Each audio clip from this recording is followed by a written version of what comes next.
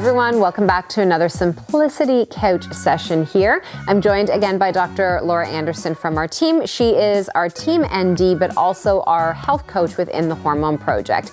And we've been going through some of your questions that you've been sending in, and a big one that has come to us is all about boosting your immune system, not just for you, but also for your kids. So we're each going to share what some of our, kind of top go-tos are. And I will preface this by saying we are not prescribing anything for you because we don't know you. We don't know your health history or your kids or what's going on. And also the products and the companies we're going to talk about, this is not a sponsored edition at all. We are literally going to share as women, practitioners, and moms what we would use in our house for that. Absolutely. So what are some of your go-tos when some of the symptoms start to set in? Yeah, I would say for my kids specifically, I really love to be using essential oils. I just love the fact, and again, depending any age of the kids, when they are sleeping, you can have a diffuser going on in the room, and then the whole night they are getting these small little doses of, therapy, basically. So, so diffusing with something, I like to use the brand doTERRA. So OnGuard is really awesome. If they're really congested, I'll throw in Easy Air or Breathe. But then I also have those in roller bottles, so they're diluted with coconut oil. So then, sometimes I'll put it on the bottoms of their feet. I'll put some of the Easy Air or the Breathe on their chest, and then even on their spine as well, maybe like a Frankincense and OnGuard as well, which they love. And, they sometimes ask for it when they know that they're getting sick because it smells nice, right? It's kind of a benefit that essential oils smell really nice, but they actually have awesome therapeutic benefits. And I use the exact same ones. And it depends on which one of our kids as well, too. Like Emerson, our oldest, she can't do the Easy Air in that because it's a hot oil on her skin. It irritates her. I can do it on her feet and then put socks on, is where Sam, I can apply those on his chest and he does great. And he responds really well to lavender when he's unwell because it's really tonal. As where Emerson does better with more of the citruses, or I'll do like lime if she has anything chesty, which she doesn't get often. But diffusers in every room of the house.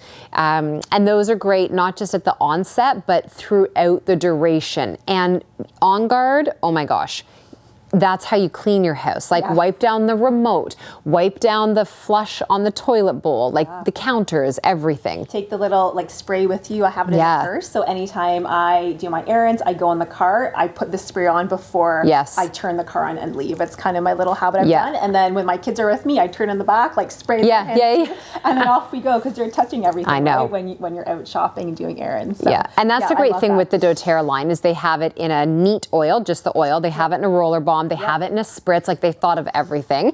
They have the OnGuard lozenges, a mouthwash, which my son was actually just had a sore throat for a few days. I had him gargling and swishing with that. They actually have studies that show that it is more effective than antibiotics on strep, which is amazing. So that's one thing that we do.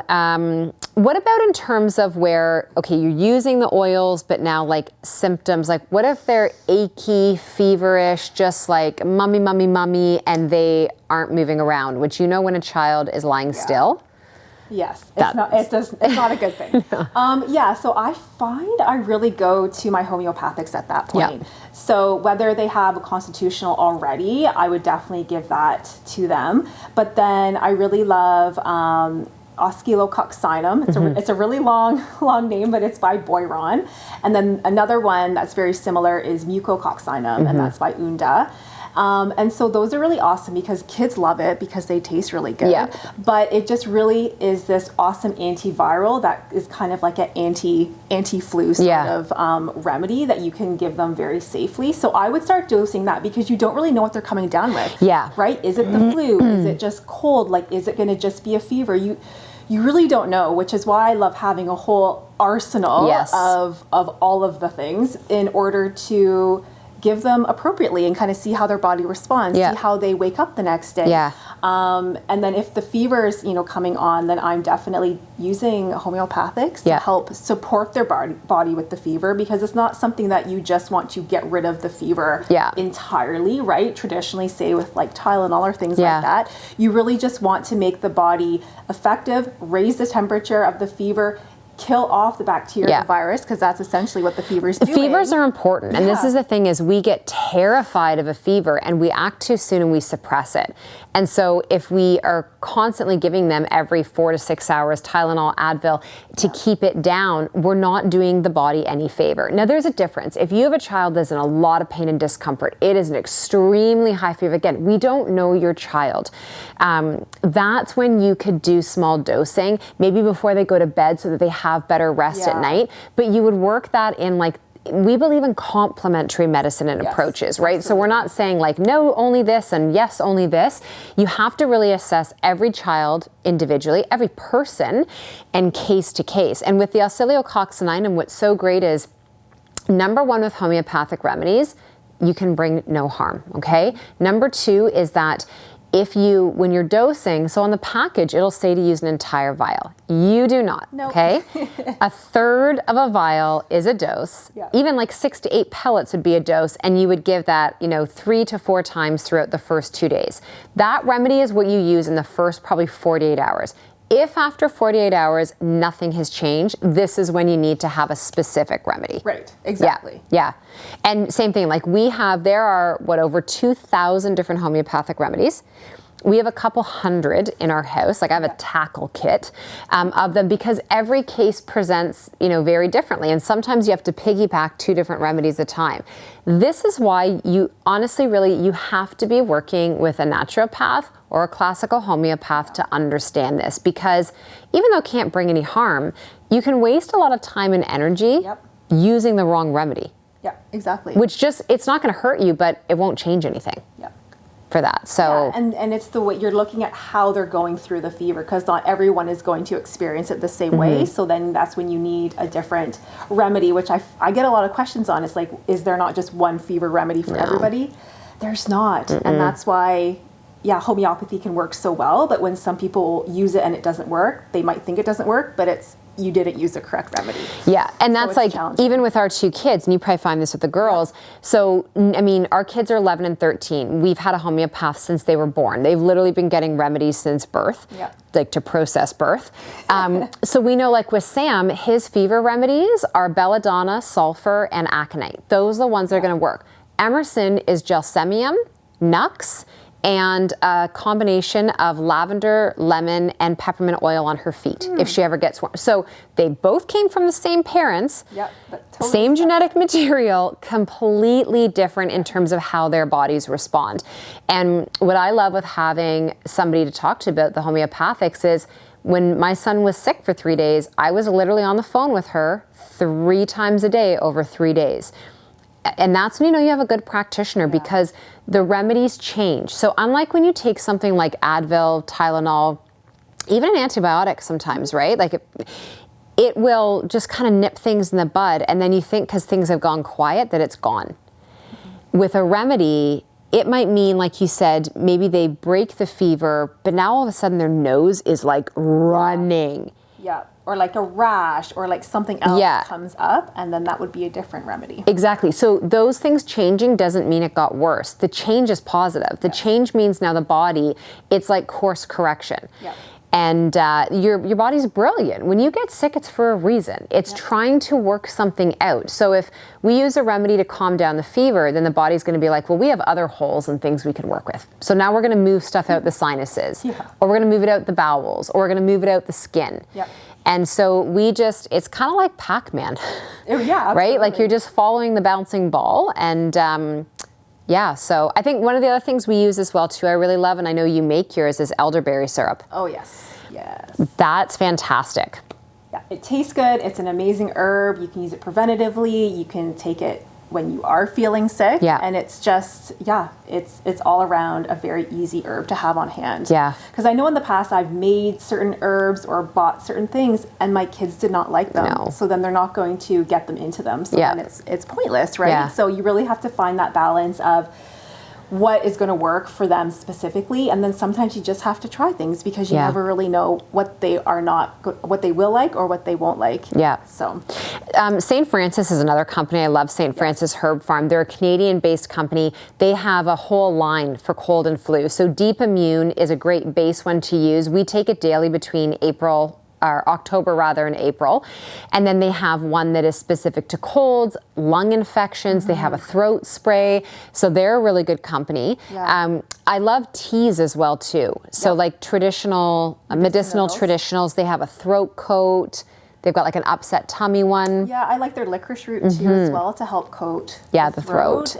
Also good for adrenals too, which is always good for kind of winter time of year. But yeah, so that's an awesome brand, and it's an organic brand too. Yeah, so. yeah. And then the other thing I would say in that is, what are you doing foundationally day to day? So, you know, we talk about our foundational nutrients, vitamin D, a good quality probiotic, you know, magnesium, Juice Plus, I'm missing one, omegas, but then also things like, are you actually getting enough healthy food in?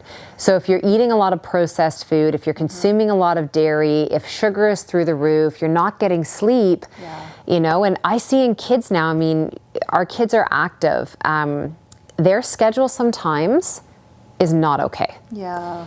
And you know, but that's a perfect time to have the supplements there to help them. To help, right? Because you will be pushing, you know, bedtimes and things like that. So, and I think just also, you know, be aware. I mean, strep throat went through my son's hockey team, and the day after those kids were diagnosed, 2 of them, they were back on the ice playing. Why?